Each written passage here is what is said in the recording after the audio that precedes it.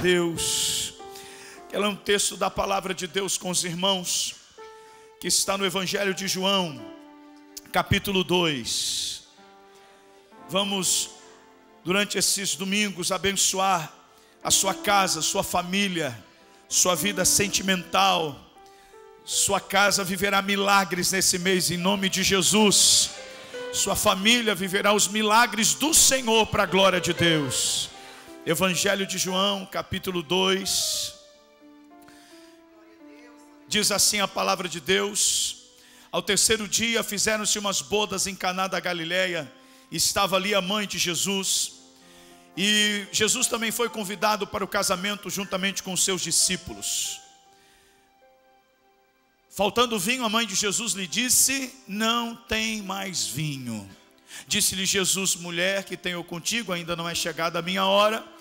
Mas sua mãe disse aos serventes: fazei tudo o que ele vos disser. O que Maria mandou a gente fazer?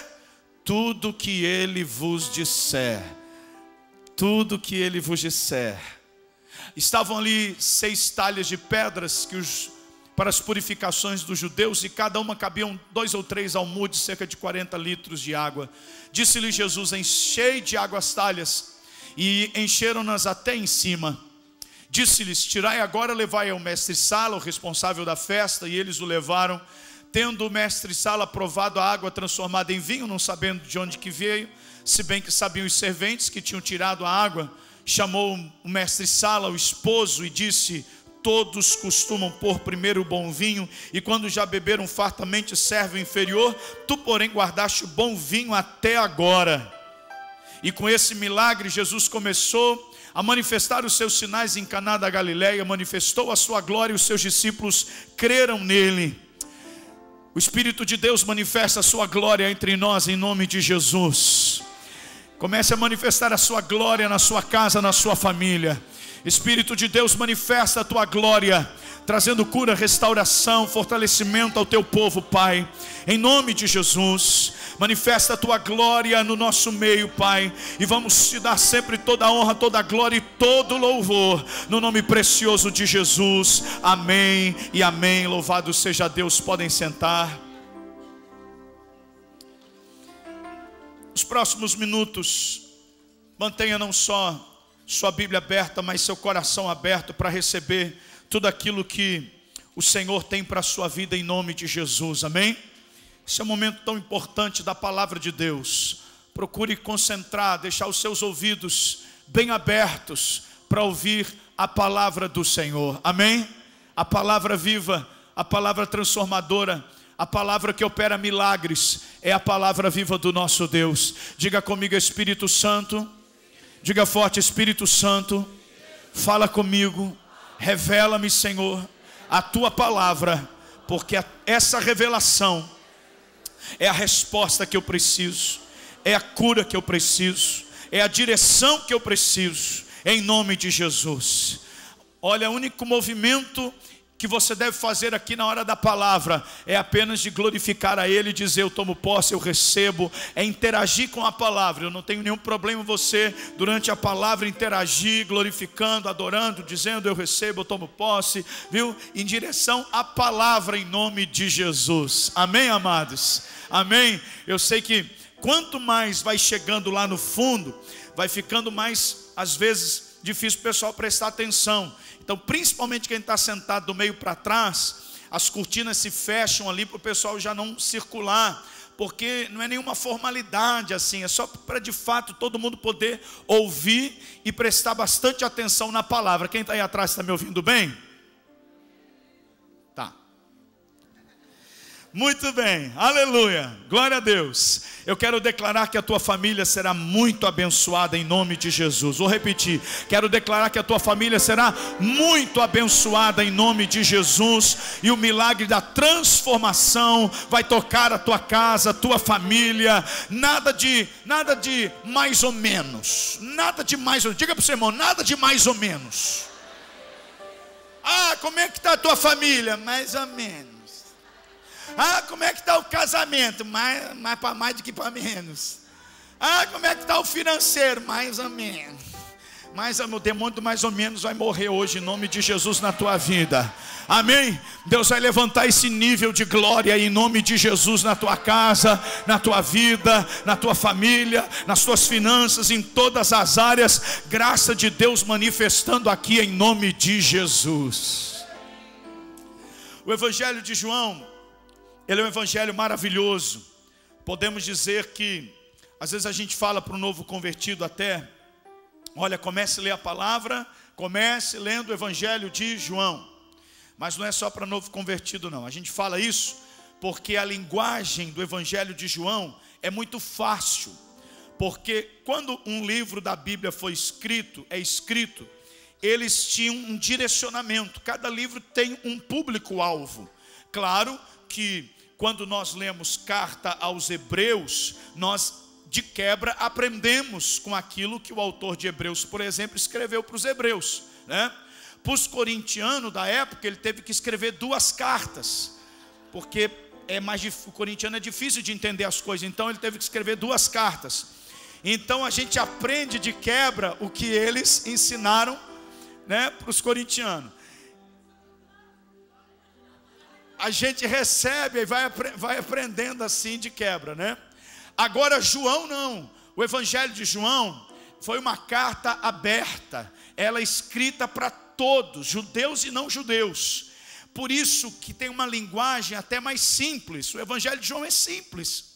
Porque ele diz assim, olha, o objetivo de eu ter escrito, ele vai falar isso lá no capítulo 20, eu escrevi esse Evangelho para que todos creiam que Jesus é o Cristo, e para que crendo tenhais vida em seu nome. Quantos creem que Jesus é o Cristo? Então você está recebendo vida no seu nome. Então esse é o objetivo do Evangelho de João. Então a criança que lê o Evangelho de João vai entender. O doutor que lê o Evangelho de João também vai entender. O Evangelho de João, muito fácil. Aliás, o Evangelho é simples. O Evangelho não é o complicado, ele é fácil de entendimento. E a gente que prega a palavra, ministra a palavra, a gente deve, muita coisa rebuscada às vezes não adianta muito. É o Evangelho, prega o Evangelho, fica na palavra. O Evangelho simples do Cristo. Quando João escreveu o seu Evangelho, ele não ficou preocupado de escrever palavras bonitas ou coisas difíceis de entender. Não, a mensagem tem que ser clara, para quando o toque da trombeta tocar, ninguém ficar perdido. Meu Deus, que é isso? Que é isso, né? Ninguém pode ficar perdido. Então, no dia do toque da trombeta, quando você piscou, já foi. Já foi, você já está na glória, você já está na eternidade. Aleluia. Quantos estão esperando o arrebatamento da igreja? Diga para o seu vizinho: não estou esperando a morte não, estou esperando o arrebatamento. O crente não espera a morte, o crente espera o arrebatamento. Amém? Aleluia. E ele escreve então o evangelho para todos. Então é o evangelho para nós não judeus. Mateus, Marcos e Lucas, eles colocam sempre alguma coisa para provar para os judeus que eles não precisavam esperar o Cristo.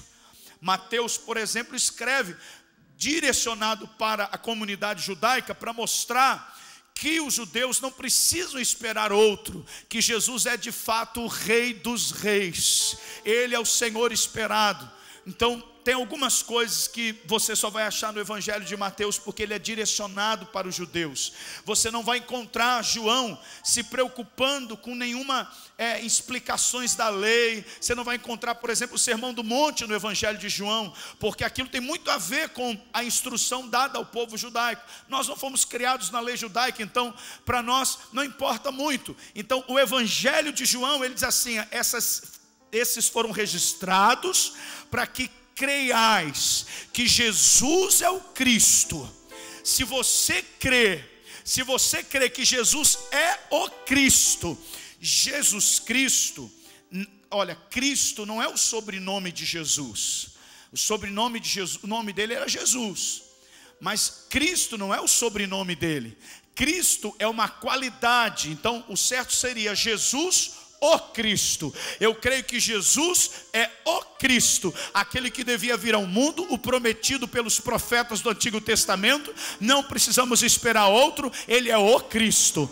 E a palavra de Deus foi escrita para que a nossa fé aumente nesse sentido, de fato sabermos que ele é o Cristo e aumentarmos a nossa fé.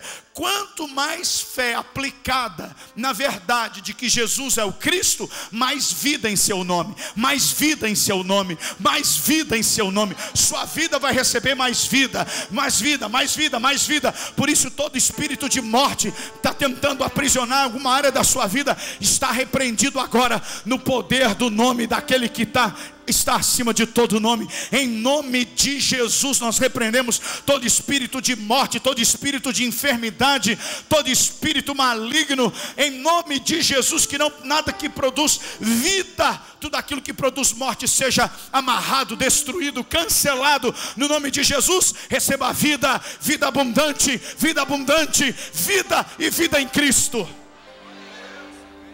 Aleluia.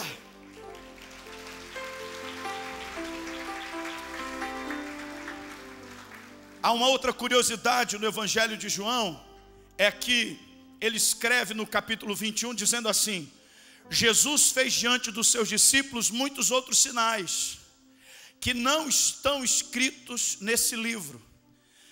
E ele diz assim, se ele fosse escrever todos os milagres que Jesus fez, não caberiam no mundo os livros que seriam escritos. João usa até uma expressão de exagero, porque ele viu Jesus fazendo muitos milagres. João era o discípulo mais próximo de Jesus.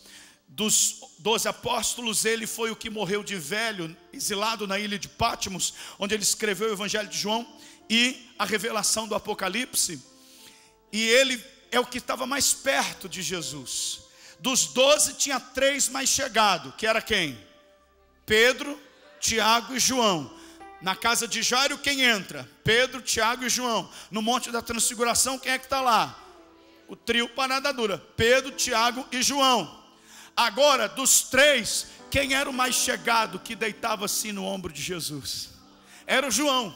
Quando Jesus estava na cruz, quem é que estava ao pé da cruz? Era o João. E até na cruz, Jesus mostra o seu amor. E ele honra a Maria, porque ele fala para João assim: João, cuida dela, zela essa mulher que deu o ventre dela para que o Filho de Deus nascesse. Está aqui tua mãe, cuida dela. Jesus até na morte ele foi tão carinhoso, honrando a vida daquela que deu seu ventre para que Deus pudesse cumprir o seu propósito. Querido, Deus honra você até o fim. Deus honra você até o fim. Não tem nada que você faça para Ele que Ele não te abençoe tão poderosamente, nada, não tem nenhum recurso, nada, nem sua casa. Pastor, dou minha casa para um pequeno grupo, dou meu recurso, meu dízimo, minha oferta para a obra de Deus crescer, tenho entregado minha vida, meu tempo. Pode ter certeza, Ele vai honrar, Ele vai voltar multiplicado em nome de Jesus. E Ele não abençoa só você não, Ele abençoa os teus filhos, os teus netos. Sabe por quê? Porque aquilo que nós fazemos é um legado de bênção. Por isso que Deus, Ele se apresentava aos homens lá do futuro, se apresentava dizendo assim: eu sou o Deus de Abraão, de Isaac e de Jacó. Eu honro aqueles que me honram. Até hoje você vai a Israel e você não come a tilápia, você come o peixe de Pedro. Até hoje é o peixe de Pedro. Até hoje não é o peixe de Tiago, de João, é o de Pedro. Porque quem emprestou o barco para Jesus pescar? Pedro. Até hoje o nome de Pedro é honrado, 2000 anos depois. Então, querido, fica tranquilo. Eu não sei o que você já fez pelo reino de Deus, mas sem a gente merecer, Deus ainda honra, Deus ainda abre portas, Ele é fiel. Louvado seja Deus. Nenhuma semente que você tenha plantado no reino vai cair no vazio, porque Ele é Deus de recompensa. E de tantos milagres que o João, mais chegado de Jesus, ele viu Jesus fazendo, ele escolheu 7 milagres. O Evangelho de João tem 7 milagres. E o primeiro milagre, transformando a água em vinho. Tem 7 milagres. E ele pega o primeiro milagre. o primeiro milagre. Talvez você diga assim: pastor, João viu muitos milagres, mas certamente ele colocou aqui o milagre de transformar água em vinho, porque era o primeiro milagre, e ele não tinha visto nenhum milagre. E o primeiro milagre não dá para esquecer, a primeira experiência, a gente não esquece. Então a primeira impressão que ele teve do primeiro milagre, pode ser que o João tenha colocado também por isso. Talvez você diga assim: pastor, não, o João colocou esse milagre aqui, o primeiro milagre, porque a Bíblia diz que Jesus foi convidado para o casamento. E isso é fundamental a gente entender, que Jesus deve ser convidado para o casamento. Alguém aqui já convidou Jesus para o seu casamento? Ai, que pouquinha gente. Quantos aqui já convidaram Jesus para a sua casa? Já disseram: Senhor, fica à vontade aqui na minha casa. Entra na minha casa, Jesus. Assume o controle de tudo. Levanta a sua mão e diga: a minha casa está no controle do Senhor Jesus. Todo casal tem que lembrar de convidar Jesus. E talvez alguém diga: é por isso que está aqui, porque é importante o casal convidar Jesus. A gente lembra de convidar todo mundo, convida os amigos, convida o parente rico para dar presente bom, aleluia.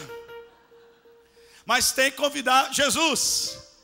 Convida de passar a gravata. Salvador, a gravata. A gravata ajuda, não ajuda? Poxa, no nosso casamento a gravata passou, levantou 700 conto. Em 1900, esquece. Mas salvou a lua de mel, irmãos. 700, 21 anos atrás era dinheiro, hein? 3 dias no hotelzão, hein? Eu todo bobo com a dona Rosa lá, aleluia. Só desfrutando do vinho novo, louvado seja Deus, aleluia. Talvez alguém diga: é por causa disso, porque convidou Jesus. Também é importante.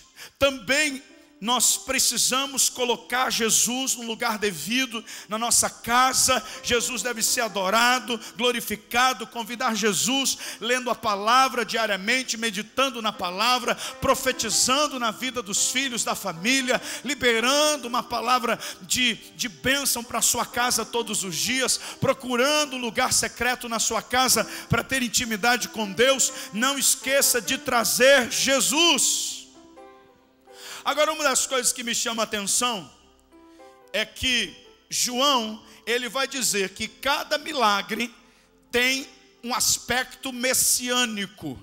Cada milagre tem o objetivo de revelar que de fato ele era o Messias. Porque quando o Messias viesse, teria sinais provando a vinda do Messias. Então cada milagre ele pensa para mostrar e provar que de fato Jesus tinha todas as características do Messias esperado. E uma das características que revela o Cristo é a revelação da graça manifestada nesse milagre. Porque no Antigo Testamento, lá com Moisés, o primeiro milagre que aconteceu foi um milagre negativo, foi um milagre de maldição. Foi um milagre lá no Egito, a primeira praga. Você sabe qual foi a primeira praga do Egito? Primeira praga? Isso, poxa, legal. O primeiro milagre da graça, o primeiro milagre de Jesus, qual foi? Diga assim: transformar água em vinho. Mais forte: transformar água em vinho. A dica agora vai ser forte. Se é parecido com esse, só que ao contrário, qual foi o primeiro milagre da lei lá no Egito? Transformar água em sangue. Você nunca mais vai esquecer qual foi a primeira praga do Egito. Qual foi a primeira praga? Transformar água em sangue. Mas o milagre da graça foi transformar água em vinho. Louvado seja Deus. O milagre da lei foi causar maldição, mas o milagre da graça foi trazer o vinho doce da graça de Deus. Aleluia. Jesus pegou algo sem sabor e transformou em algo doce, agradável. Louvado seja Deus. É muito linda essa ideia do vinho na Bíblia. Quando Jesus estava na cruz, morrendo na cruz, quiseram dar a ele fel, como um anestésico, para sentir menos dores. Mas a Bíblia diz que ele não quis beber. Jesus não quis, ele rejeitou o anestésico. Sabe por quê? Porque na cruz ele quis sentir todas as dores. Porque a Bíblia o chamou no Antigo Testamento de homem de dores, que sabe o que é padecer. E agora, por causa do Cristo que suportou tamanha dor, eu e você temos o recurso da cruz para dizer: eu repreendo essa dor, porque Ele levou sobre si as minhas dores e as minhas enfermidades. Ele não quis aliviar, Ele quis sofrer toda a nossa dor, para que eu e você pudéssemos ter nele o nosso grande sumo sacerdote, que se compadeceria de todas as nossas necessidades. Ele é o teu Cristo, Ele é aquele que alivia, Ele é aquele que tira todas as tuas dores. Pode aplaudir o Senhor. Quando ele estava na cruz, deram o fel, ele não quis. Mas aí ofereceram depois o vinagre. Deram-lhe vinagre, e o vinagre ele bebeu. E o que é o vinagre?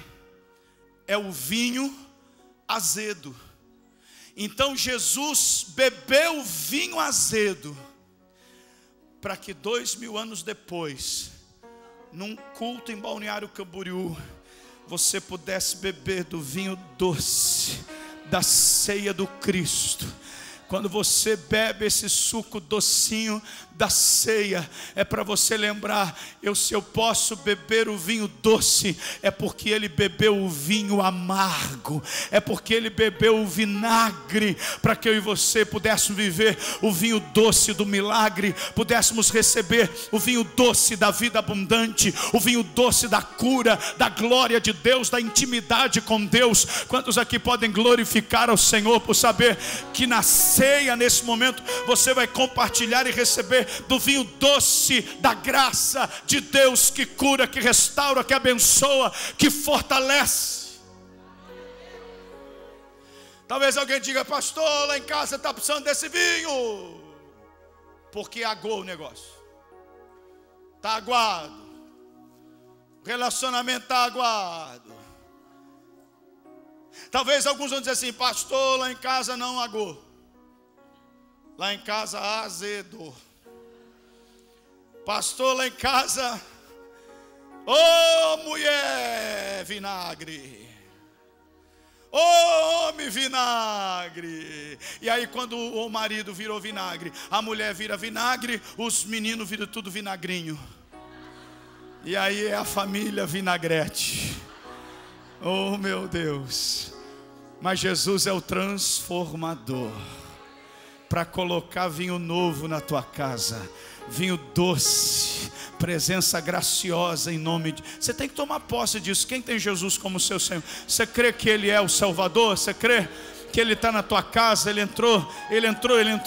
Quantas vezes você já cantou: entra na minha casa,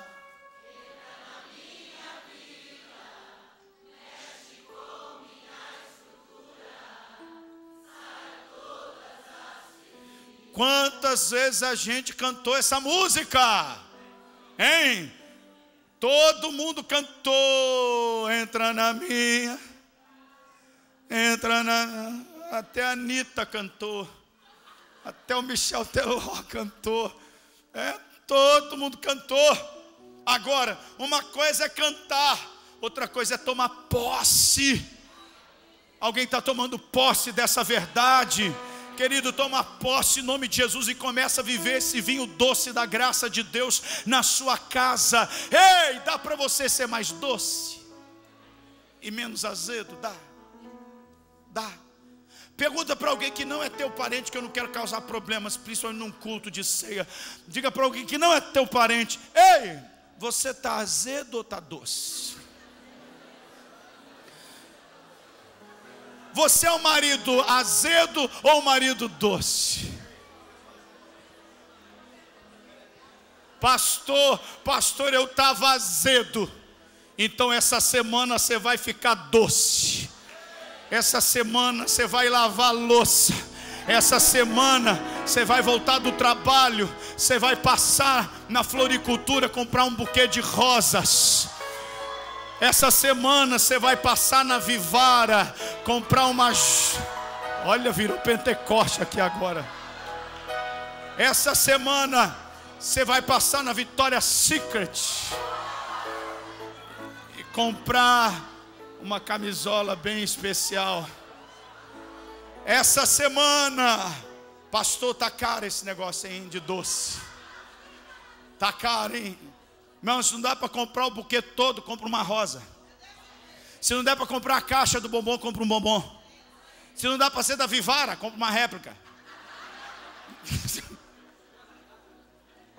Dá para adoçar um pouco mais ou não? Você tem Jesus, querido, toma posse disso. Recebe essa graça em nome de Jesus. Adoça o negócio. Para de ficar vinagre. Ô irmã, chegou a sua vez.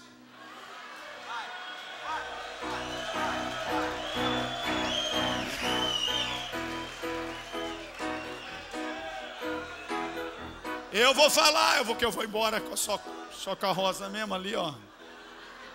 Doce.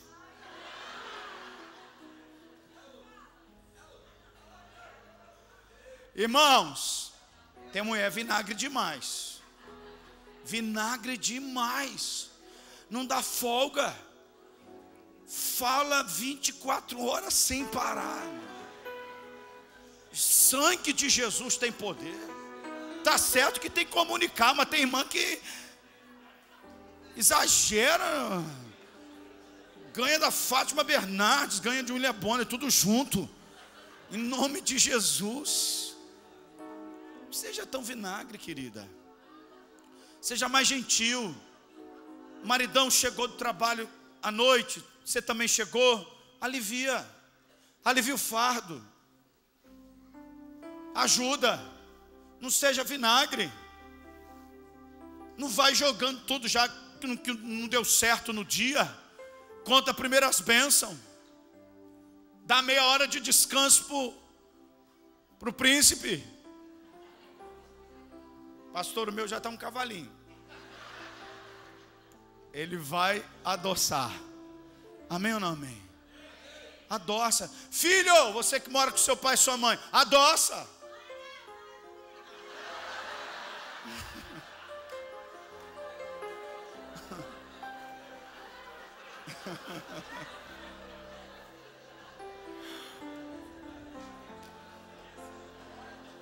Adoça, irmão, adoça. Tem dia que eu olho lá em casa para minha galera e falo assim, ó: ô, quem é que está preocupado aí? Conta para pagar?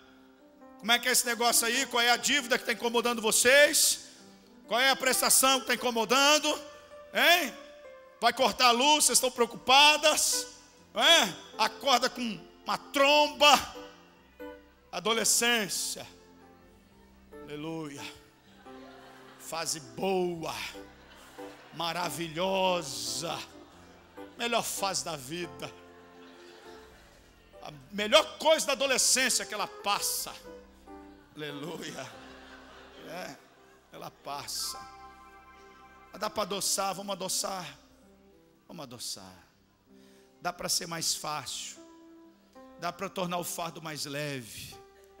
Diga para a sua amada: eu vou ser aquele que alivia o teu fardo. Diga para o irmão, se não está teu marido, tua esposa, diga para alguém que está do seu lado: teu fardo vai ficar mais leve. Que depender de mim, quero facilitar a sua vida. Por quê? Porque Jesus habita em mim, Jesus habita em você. E você é como Jesus. Como é que Jesus, quem se aproximava dele, dizia assim: vinde a mim, os que estáis cansados e sobrecarregados. De vez em quando eu tenho que falar para a dona Rosa, ela está cansada, estressada, e eu digo para ela: vinde a mim, vós que estás cansada e sobrecarregada, e eu te aliviarei.